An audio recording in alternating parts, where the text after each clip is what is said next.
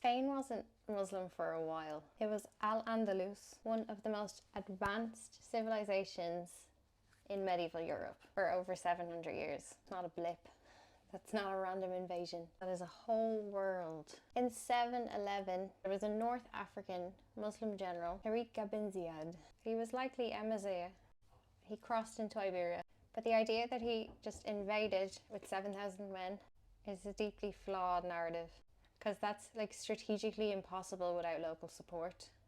Also, the culture was already there. The Strait of Gibraltar is not a wall, it's a highway. And there's documented commercial and religious back and forth in the area long before the 8th century. Also, the Muslims wrote a lot down, so there is more source evidence than the Pope.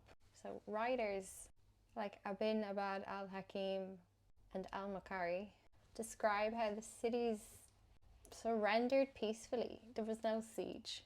Even Christian sources, like the Chronicle of 754, admit that there were internal Visigoth divisions in the area, and nothing describes a brutal conquest. It describes the Visigoth collapse.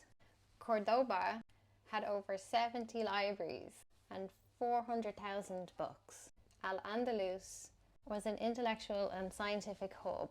Al-Andalus produced pioneers in medicine like Al-Zahari, philosophy, Averroes, astronomy, Al-Zarqal, even music theory, Zirab.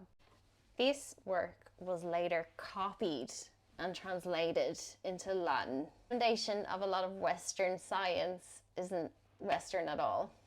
Much of this knowledge entered Europe through Toledo.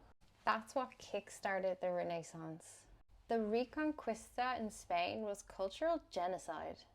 It was the Catholic Church that forcibly started to expel the Jews and the Muslims and started to force conversions. The Spanish Inquisition targeted people who had converted from Judea and Islam into Christian. They wouldn't leave them alone.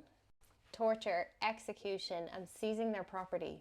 300,000 people of Muslim descent were forced out. This many people who had lived in Iberia for generations. Then the books that had been written in Arabic by Al-Andalus scholars were translated anonymously and renamed by Christian scribes.